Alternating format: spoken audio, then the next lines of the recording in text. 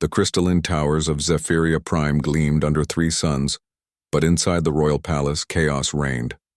Queen Velnara of the Thylorian Empire clutched her scaled temples as another Nanny, the 47th in 6 months, fled screaming from the nursery wing.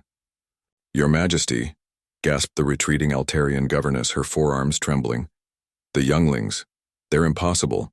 They phase through walls, manipulate gravity fields, and yesterday they somehow reversed time in their playroom for 3 hours." James Morrison pushed his maintenance cart down the marble corridor, pretending not to notice the commotion. As the only human employed in the palace's custodial staff, he'd learned to keep his head down. Humans were considered a primitive species, useful for manual labor but little else. The fact that he'd managed to secure even a janitor position on the galactic capital world was considered remarkable by his kind.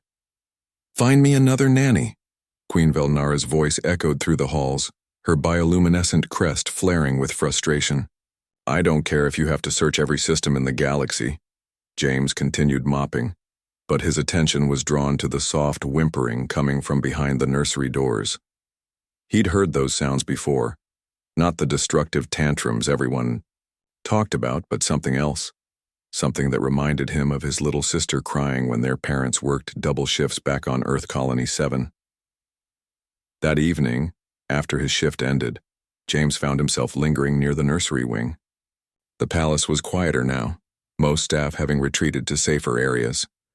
Through the reinforced glass, he could see 2 small figures huddled together on an elaborate sleeping platform. Prince Kyle and Princess Zara, the 5-year-old twins whose psychic abilities had manifested unusually early and powerfully. They looked so small and alone. The next morning brought news of another failed recruitment. The Galactic Nanny Guild had officially blacklisted the Thylorian royal family. Queen Velnara paced her throne room like a caged predator while her advisors suggested increasingly desperate solutions, including sedatives and psychic dampeners. "Your Majesty," James found himself saying, surprising everyone, including himself. The court fell silent, hundreds of alien eyes turning toward the human janitor who had dared to speak. I might have a solution," James continued, his voice steadier than he felt. "Let me try with the children." The Queen's counselor, a haughty Zelkanite with silver skin, scoffed. "A primitive human? Dealing with psychically gifted Thylorian royalty, preposterous." But Queen Velnara studied James with her large, multifaceted eyes. "You've observed them," she said. It wasn't a question. "Yes, Your Majesty, and I think they're not trying to be destructive. They're scared." The court erupted in whispers and chittering.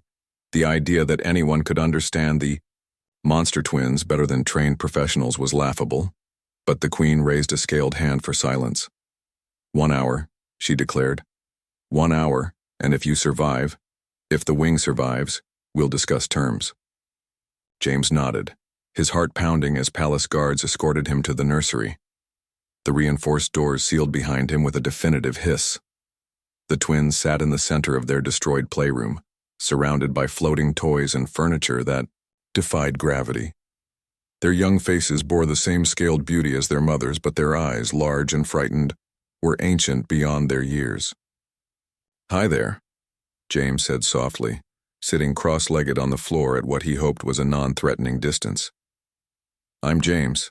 I clean the floors around here." Princess Zara's head tilted, her small psychic field probing at his mind, a sensation like gentle fingers made of starlight. Finding no deception or fear, she whispered, "You're not scared of us." "Should I be?" James asked seriously. Prince Kale floated a toy spaceship toward James. "Everyone else is. They say we're monsters." James caught the ship gently, examining it with genuine interest. "This is a beautiful model. Did you build it yourself?" For the first time in months, the twins smiled. Over the next hour, James simply talked with them. He learned that Kyle loved engineering puzzles, and that Zara could paint pictures with pure light. Their destructive behaviors weren't tantrums. They were attempts to get attention, to show the adults around them the amazing things they could do. But every demonstration only made the grown-ups more frightened. When Queen Velnara returned, expecting to find either a traumatized human or a destroyed wing, she instead discovered James reading a story to two peacefully sleeping children. The floating furniture had been gently lowered, the toys organized, in neat piles. "How?" she breathed. "They don't need control, Your Majesty," James said quietly. "They need understanding. On Earth we have a saying, children aren't problems to be solved, they're people to be loved." The Queen stared at her sleeping younglings, the first peaceful rest they'd had in months. You would stay? Be their guardian?" James looked at the twins, seeing not dangerous psychic weapons but two lonely children who just wanted someone to care. "If you'll have me." And so James Morrison, humble human janitor, became the first successful caretaker of the Thylorian royal twins. Word spread quickly through the galaxy, not of humanity's technology or military might, but of something far more precious, their capacity for unconditional love and understanding. The Galactic Council took notice. If humans could succeed where the most advanced species had failed, perhaps there was more to this primitive race than anyone had realized. James never sought recognition for his breakthrough. He was too busy teaching Kale advanced engineering concepts and helping Zara create light sculptures that brought tears to adult eyes. In the end, it wasn't human weapons or science that earned respect among the stars. It was a janitor's simple wisdom that sometimes the most powerful beings in the universe just need someone to listen, to understand, and to love them exactly as they are. The twins grew up to become not the tyrants everyone feared, but compassionate leaders who remembered the human who saw them as children first and powerful psychics second. And across the galaxy, humanity's reputation began to shift from useful laborers to something far more valuable, the species that understood the true meaning of nurturing the next generation. Sometimes the most impossible things require not advanced technology or superior intellect, but the simple human touch of empathy and unconditional care.